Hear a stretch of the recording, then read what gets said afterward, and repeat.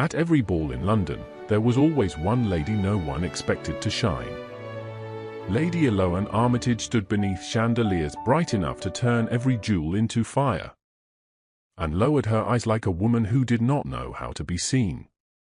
When a gentleman asked her to dance, she missed the first step. When a countess addressed her in French, Eloane smiled helplessly and gave the wrong answer. When her mother begged her to play for the guests, she touched one trembling hand to the pianoforte keys, then whispered that she had forgotten the piece. The room always reacted the same way. A pause, a glance, a soft, merciless smile. "Poor Lady Eloane," they murmured. "Such a pity." And Eloane let them believe it. She let them believe she was ignorant. She let them believe she was awkward. She let them believe no respectable gentleman would ever choose her. Because every time society pitied her, it left her alone. And that was all she had ever wanted. For 10 years, her lie protected her.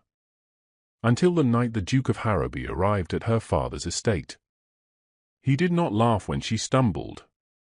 He did not look away when she lowered her eyes. He watched. Quietly. Carefully. As though every mistake she made was not proof of ignorance, but evidence of something hidden. Then, after midnight, he passed the darkened drawing room and heard music behind the closed door. Not clumsy notes. Not childish practice. But a sonata played with such skill, such grief, such impossible beauty, that the Duke stopped breathing.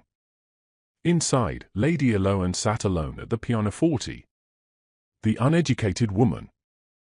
The unwanted spinster. The lady no man had thought worth studying. And for the first time in 10 years, someone had finally seen the truth. If you're enjoying this story, don't forget to like and subscribe for more exciting updates. Now let's continue the story. At the first ball of her first season, Lady Eloane Armitage made the mistake of being perfect.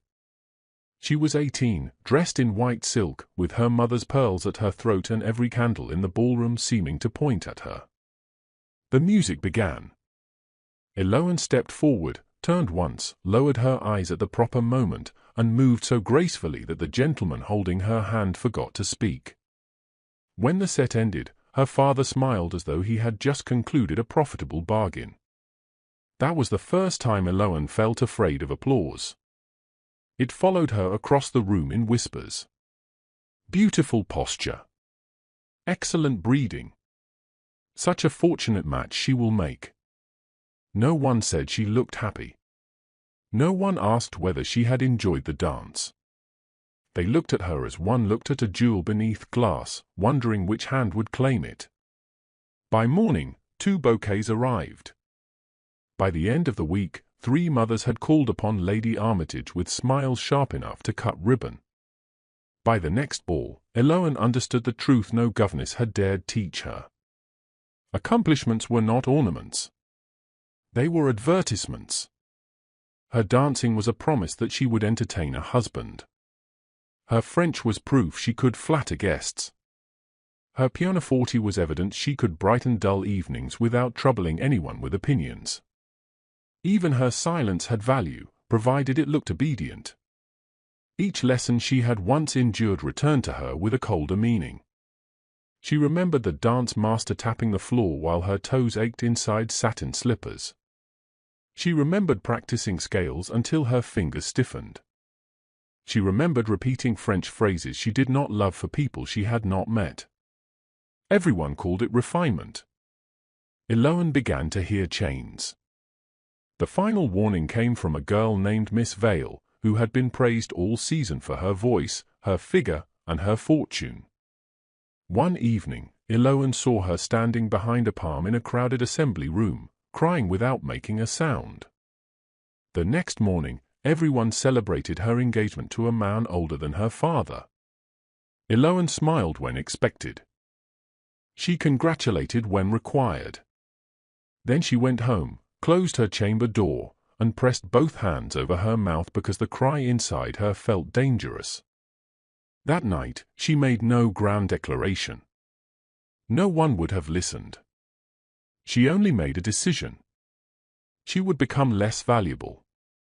At the next assembly, when the music called for a turn she knew perfectly, Eloan placed her foot half an inch wrong. Her partner stumbled. A nearby lady gasped. Eloan lowered her lashes and whispered an apology with just enough tremor to sound helpless. She hated herself for the relief that followed. No angry father appeared. No suitor was lost forever, not yet. But for one brief moment, attention slid away from her and settled on another girl. Eloan breathed. So she did it again. When a countess addressed her in French, Eloan answered with the wrong tense. When her mother urged her toward the pianoforte, Eloan touched the keys, paused, and murmured that she had forgotten the opening. When a gentleman asked her opinion of a new poem, she smiled faintly and said she found poetry difficult. The first whispers wounded her. Poor Lady Eloan. So sweet, but sadly neglected. Pretty enough, perhaps, but not accomplished. She smiled through every word. She carried them home like stones in her pockets. Then, slowly, the weight became shelter. Invitations thinned. Her mother stopped demanding new gowns. Her father stopped reading letters aloud at breakfast with that bright, hopeful look that made Eloan feel cornered. Gentlemen bowed politely and moved on. At 22, she was pitied. At 25, she was overlooked. At 28, she was free. Freedom did not arrive with trumpets. It came in small, quiet mercies. No one measured her waist before dinner. No one placed her beside eligible men. No one asked whether she wished to dance. She read in the morning room with the curtains open. She walked the orchard without rehearsing conversation. She learned the household accounts because numbers did not flatter, judge, or propose. After her mother's death, she helped her father quietly, never where visitors could see. Lord Armitage called her a comfort. Not brilliant. Not useful in the way sons were useful. But a comfort. Eloan accepted the smaller word because it asked less of her. She told herself that was enough. Most days, it almost was. Then her father died before breakfast on a rain-dark Tuesday, and the peace she had purchased with 10 years of humiliation vanished in a single knock at her door. The house changed before the funeral candles had burned down. Servants spoke softly in corners. Letters arrived sealed in dark wax. Her father's steward, Mr. Bell, stood in the library with ledgers spread like open wounds. Debt. Mortgages. Unpaid interest. Eloan heard each word as if it belonged to another family. For 10 years, she had avoided being sold as a bride. Now the land itself might be sold instead. Mr. Bell did not look at her when he explained the solution. He looked at her uncle, who had come to manage what remained. The neighboring Duke of Harrowby wished to purchase a strip of Armitage land joining the eastern fields to his estate. The price could keep the house standing. Eloan kept her hands folded. She knew the fields. She knew which tenants depended on them, which fences needed mending, which rents had been delayed after poor harvests. But she also knew no one in that room expected poor, uneducated Lady Eloan to understand land, money, or consequence. So she lowered her eyes. That evening, alone in her chamber, she pressed her palms against the cold window glass and watched rain streak the dark garden. She had wanted invisibility. She had earned it. Now invisibility meant decisions would be made around her while she stood close enough to hear them. The Duke arrived 2 days later. Not with a procession, not with trumpets, but with a black carriage that stopped before Armitage Manor as if it owned the gravel beneath its wheels. Lucien Harrowby stepped down without haste. He was taller than she expected, dressed in dark blue, his expression calm enough to make every nervous person near him appear louder. Her uncle hurried forward. Mr. Bell bowed too deeply. Eloan stood by the staircase, already planning how little she would say. She knew men like him. Not personally, perhaps, but in outline. Powerful men noticed what could serve them. They passed over what could not. Eloan had spent a decade becoming something men passed over. When she was presented, she dipped into a curtsy a little too low, just enough to look uncertain. Her uncle said, with an apologetic laugh, that Lady Eloan preferred simple conversation. He touched Eloan's throat. She smiled as if she had not understood the insult. The Duke bowed. Not kindly. Not mockingly. Precisely. Simple conversation is often the only honest kind, he said. Eloan looked up before she could stop herself. For one breath, his grey eyes held hers. Not with admiration. With attention. That was worse. At dinner, she tried to disappear. She answered softly. She chose the wrong fork once, deliberately. She hesitated over a question about weather, as though weather required study. And still, whenever the steward mentioned tenants, or repairs, or the eastern fields, Duke Lucien's gaze moved toward her first, always. The Duke did not leave after dinner. He remained the next morning, with papers spread across Lord Armitage's library table and Mr. Bell speaking in the careful voice of a man trying not to sound frightened. Eloan sat near the window with embroidery in her lap, pretending the figures meant nothing to her. Yet when Bell mentioned the south boundary, Eloan's needle paused. He had said south. He meant east. If no one corrected him, the agreement would include the wrong tenant's meadow, the little one that flooded every spring and fed no family well. She swallowed the correction. A foolish woman would not know such things. A disappointing spinster would sit quietly while gentlemen protected her inheritance into ruin. Her fingers tightened around the needle until it pricked her thumb. The eastern boundary, she whispered before courage could abandon her. Her uncle turned sharply. What was that, Eloan? She looked down at the bead of blood on her thumb. Only that the eastern field is the one beside his Grace's woodland. I may be mistaken. Mr. Bell blinked, looked at the map, then colored. Lady Eloan is correct. No one praised her. That would have been easier to bear. Her uncle merely frowned, as though knowledge had escaped from some locked cupboard and embarrassed the family. But Lucien Harrowby did not frown. He studied the map for 1 second, then studied her for longer. The old fear returned so quickly that Eloan nearly laughed. 10 years of careful dullness, and one small truth had slipped out because she could not bear to watch a meadow be sold by mistake. That afternoon, she tried harder. At luncheon, she confused the names of 2 poets. When Lucien asked whether she preferred town or country, she answered that both were pleasant in their way. It was the sort of answer society loved from women it did not intend to hear. Her uncle looked relieved. Lucien did not. In the evening, a neighbor called with her daughter and insisted upon music after tea. The daughter played a lively country dance, bright and quick enough to set several feet tapping beneath the table. Eloan's foot moved before she remembered herself. Not much. Only the smallest mark of the rhythm, heel and toe, precisely where the turn would come. Across the room, Lucien saw it. She stopped so abruptly that her shoe scraped the floor. The neighbor's daughter missed a note. Everyone smiled at the girl.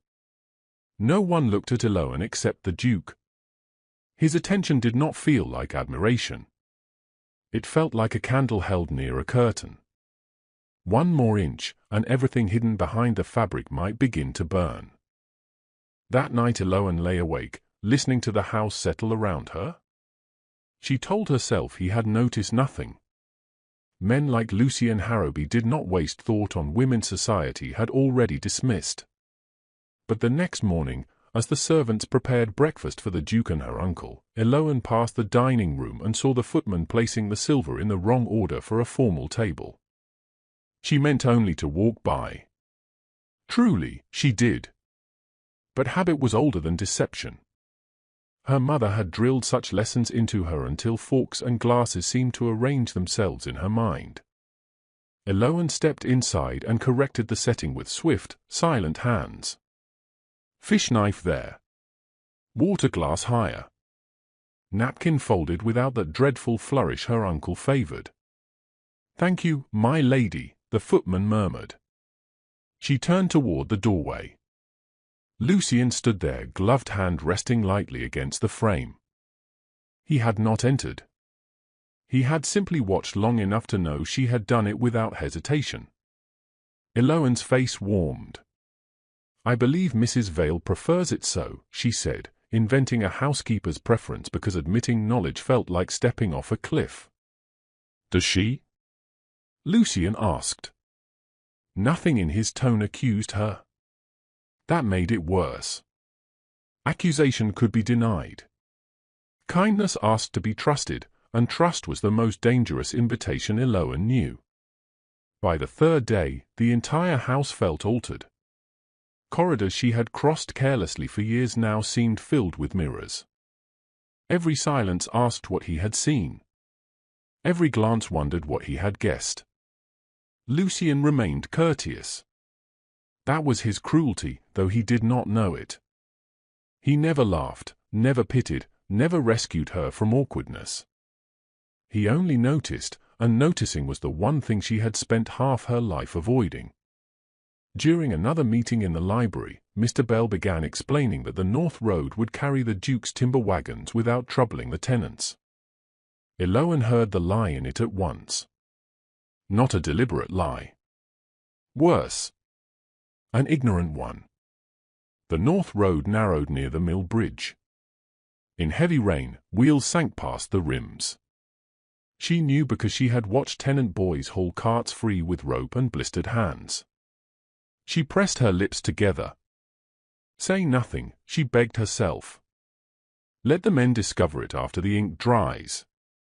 That is what an invisible woman would do. Lucien turned a page.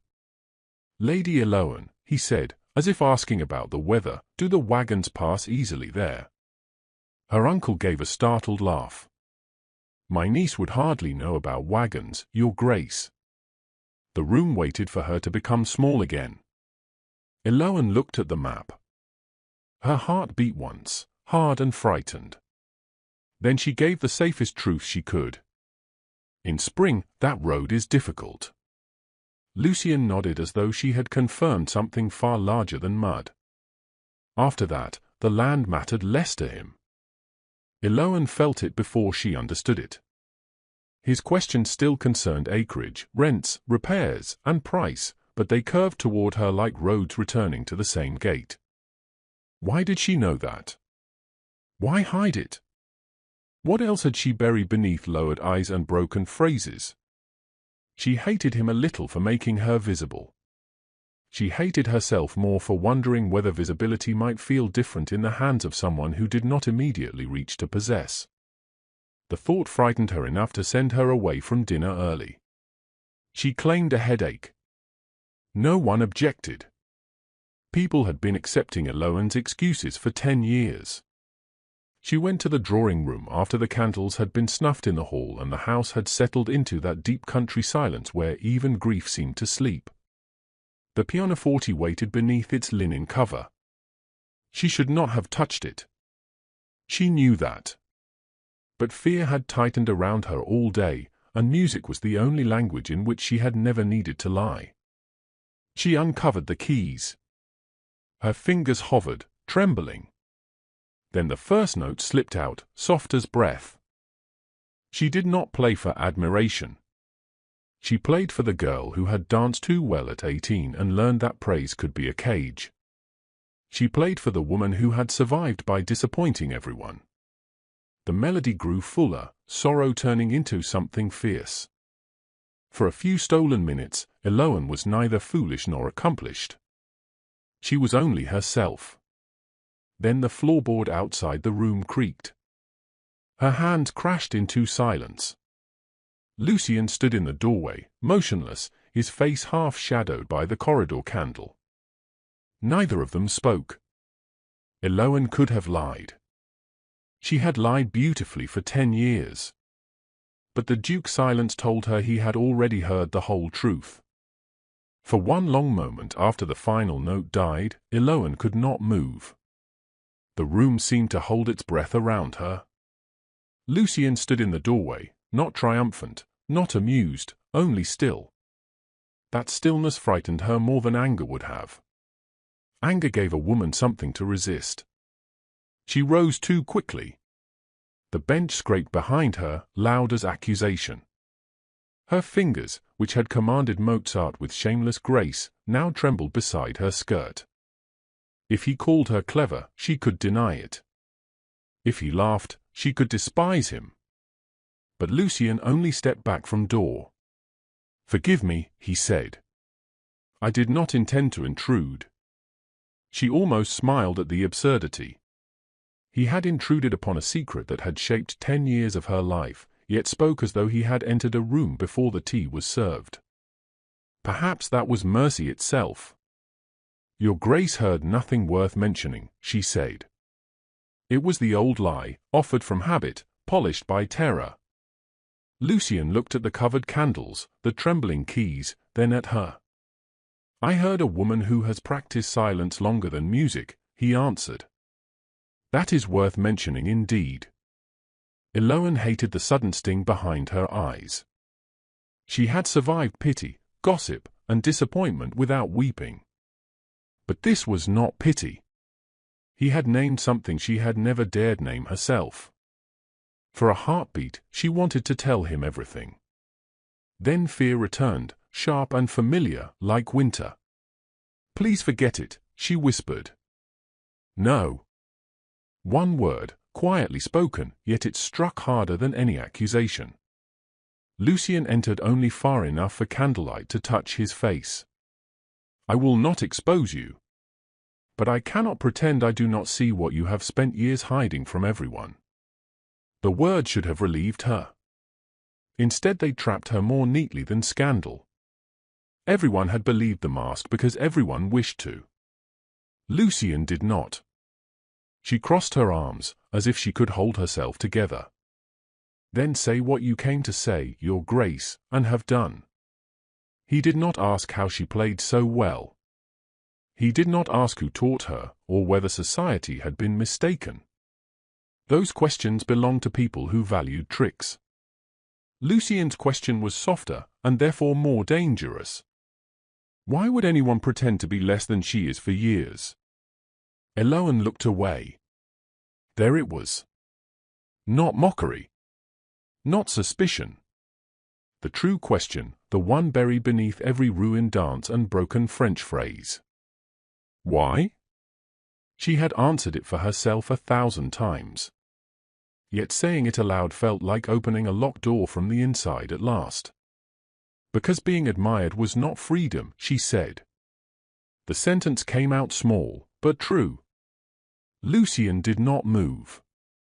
So she continued, because silence had protected her for 10 years and suddenly felt too heavy to carry one night longer. Admiration was a price tag tied to my throat. She told him about the lessons first. The dancing until her feet throbbed, the music until her fingers cramped, the French repeated until words lost meaning. She did not make herself sound wounded. That would have been begging. She simply placed each memory between them like evidence finally presented. At first, I thought accomplishments belonged to me, she said. Then gentlemen began arriving whenever I proved one. Dance well, and a man asked for my hand. Play beautifully, and his mother praised my usefulness. Speak French, and they imagined me decorating their tables abroad. I vanished inside approval. Lucien's expression changed then, but not into surprise. Into understanding, perhaps, and understanding felt more intimate than any compliment. Eloan looked at the pianoforte. Every kind word frightened me. Every bouquet felt like another bar fitted to a gate. Then I saw what happened to girls who remained excellent. She did not say Miss Vale's name. That grief belonged to another woman. But she described the tears behind the palm, the engagement announced like triumph, the bride's white face beneath congratulations. Lucien listened without interrupting. That silence gave her courage and punished her with the sound of herself. So I became unsuitable, she said. A laugh escaped her, brittle and ashamed. Not ruined. Ruin still interests people. I became disappointing. Harmless. Sweet enough to pity, dull enough to ignore. Her hands closed around each other. And when they stopped choosing me, I felt I had chosen myself. Lucien lowered his gaze, and for the first time since his arrival, Eloan saw something like anger in him. Not at her. That difference shook her. You sacrificed your reputation, he said, so no one could purchase your obedience with praise. The words were too exact. She had to breathe. I survived, she said. You endured, he replied. There is a difference. She should have disliked that answer. It placed pain where she had insisted on calling it strategy. Yet beneath the discomfort, something loosened. He had not called her deceptive. He had called her brave without using the word. The next morning, Lucien did something no gentleman had ever done. He asked for her opinion and waited as though her answer mattered. Not about ribbon, weather, or music. About the eastern fields, the north road, and whether tenants would be harmed by his timber wagons after heavy spring rains. Her uncle began to laugh. Lucien did not look at him. He looked at Eloan. That steadiness was its own invitation. Slowly, she answered. Not timidly. Not fully. Enough. By luncheon, she had suggested a different cart route. By evening, Lucien had written it into the draft with serious care. No one announced that the world had changed. Yet for Eloan, it had. Lucien spoke to her beside windows, over maps, near cold fireplaces, always as though she were neither ornament nor burden. He never asked her to play. He never asked her to prove what he already knew. That restraint unsettled her more than demands. A demanding man could be refused. A respectful one could be trusted, and trust had no clear defense. When Lucien mentioned a book she had hidden beneath embroidery, she almost smiled before remembering smiles led to softness, softness to hope, hope to danger. Days passed, and the agreement neared completion. The house breathed easier. Mr. Bell stopped looking ill.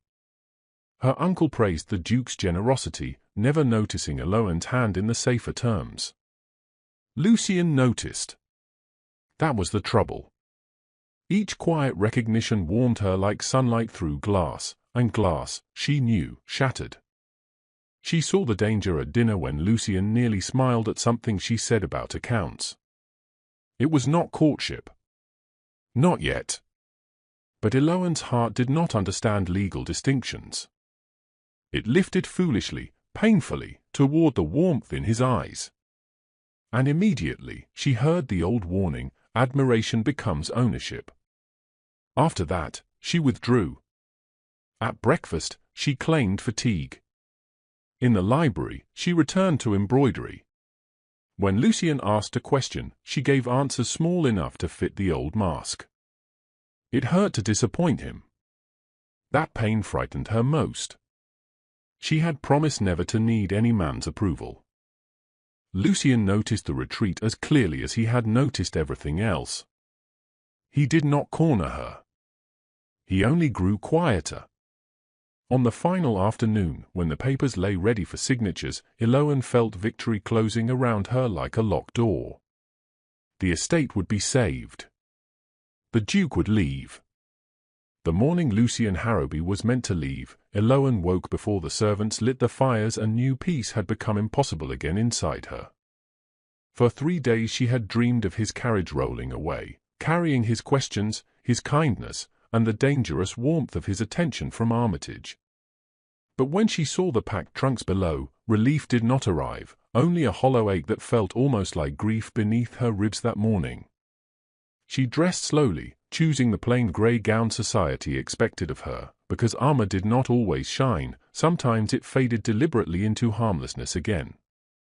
Downstairs, her uncle waited in the library with Mr. Bell, the signed agreement, and the satisfaction of a man rescued cheaply by another's power today. Lucian stood beside the window, hat and gloves on the table, looking less like a guest than the final sentence of judgment upon them all. Eloan entered quietly, prepared to curtsy, smile vaguely, and let him depart believing whatever mercy he wished to believe about her after last night still. Then Lucian said, "Lady Eloan, please remain. There is one matter I will not settle without you present in this room this morning with us." Her uncle frowned as if the Duke had asked advice from the portrait above the mantel rather than the men gathered around the table nearby. "My niece is not burdened with business, Your Grace," he said, smiling in that familiar way which made kindness feel insulting inside her chest again. Eloan lowered her eyes, because 10 years of practice still lived in her bones, still begging her to survive by shrinking before powerful men silently. Lucian did not look at her uncle. "That mistake," he said, "is exactly why I asked her to stay, and why I waited until now." Silence fell so sharply Eloan heard the paper on the desk move beneath Mr. Bell's nervous fingers as though it too wished to flee quickly. Lucian picked up the agreement, then set it down again, untouched, as if parchment mattered less than the woman beside it at that moment entirely. "For several days," he said, "I have been told Lady Eloan knows little, notices little, and understands even less than any lady should hear present." Her uncle gave a short laugh, relieved, thinking the Duke had finally joined the long, comfortable cruelty of everyone else who had misjudged her openly. Eloan did not breathe. She knew a cliff when she stood upon one, and Lucian had brought the whole room there with only words today. But the wrong boundary was corrected by her, Lucian continued, before any gentleman noticed the error in the map before us or its cost today. The Tennant Road was spared because she remembered mud, bridges, and wagons that others discussed only from clean boots while sitting at tables like this. And last night, I heard her play the pianoforte with a mastery no neglected education could accidentally produce even after many silent years of denial. The room turned toward Eloan as if every candle had swung from its branch to burn only her face and expose her at last completely. She felt 18 again, praised and cornered, then 20, pitied and free, then 28, suddenly visible and terrified before men discussing her future again. Her uncle's mouth opened first. "You mean she deceived us?" he demanded, more offended by embarrassment than by 10 wasted years of her life alone. The old instinct rose. "Apologize. Look foolish. Let them forgive the harmless woman and bury the real one again before anyone could judge her properly." But Lucian's gaze met hers, steady and calm, asking nothing except that she not abandon herself now when truth had finally arrived beside her openly. Eloan stood. Her knees trembled beneath the grey gown, yet her voice, when it came, did not betray the fear inside her to them anymore. "Yes," she said. "I deceived society. I deceived this house. I let everyone believe I was less than I am for 10 deliberate years openly." The confession should have crushed her. Instead, with every word, the false woman she had carried seemed to loosen its grip on her throat slowly. "I did it because proposals followed every accomplishment, and no one ever asked whether I wanted the life being arranged around me without mercy then." Her uncle stared as though desire itself were improper when spoken by a woman who had once pretended to possess none for his comfort alone. Eloan lifted her chin. "I will not apologize for protecting my freedom. I regret only believing I had to disappear in order to keep it." Mr. Bell looked down. Her uncle looked away. Lucien, however, looked as though he had just witnessed a coronation instead of a scandal there. "Then hear me plainly," Lucien said, and the authority in his voice quieted even the crackling fire and every troubled breath inside the library too. Society's greatest mistake was believing accomplishments define a woman, while overlooking the character required to survive without their applause for so many years and whispers. Lady Eloan's music did not impress me half so much as the strength it took to give admiration up and choose herself instead when alone. Eloan could not look at him then. Tenderness was more perilous than scorn because it made a heart step forward before the mind consented completely. Lucien turned to her uncle. "The agreement stands. Your estate will be relieved, with the tenant protections Lady Eloan advised, and I accepted gladly today." Her uncle's relief was immediate, almost indecent. Yet Eloan noticed Lucien had not finished. His eyes had returned to her with another question waiting silently. "There is one further request," he said. "Not a bargain. Not an arrangement between men. A question for Lady Eloan alone to answer or refuse." The room changed. Her uncle straightened. Mr. Bell froze. Eloan felt the old trap setting its teeth around hope before it could breathe freely again. Lucien saw it. Before anyone spoke, he raised one hand, not commanding her, but stopping the world from answering first as it always had before. "I ask permission to court you," he said, "only if courtship does not become another performance forced upon you by rank or expectation or gratitude." Eloan's breath broke. No gentleman had ever offered affection while placing freedom in her hands before his own desire or his family name could claim it. "I will never ask you to become the accomplished lady society expects," Lucien said. "Nor the harmless one it accepted when it failed you completely. If you accept me, it must be as Lady Eloan Armitage, exactly as you choose to be today, tomorrow, and every day after that freely." The promise entered her slowly. It did not erase fear. It gave fear a door, and showed her she could leave whenever she needed to. Eloan looked at the agreement, the room, the man who had seen her without trying to own what he found hidden beneath 10 years of silence. For 10 years, invisibility had protected her. But protection was not the same as living, and she knew that now as surely as sunrise came. "Then you may court me," she said, "provided you remember I am not a prize to win or a jewel to display for society ever." Lucien bowed, and this time, when Eloan lifted her eyes, she was neither pretending nor hiding from anyone at last. She was simply chosen free.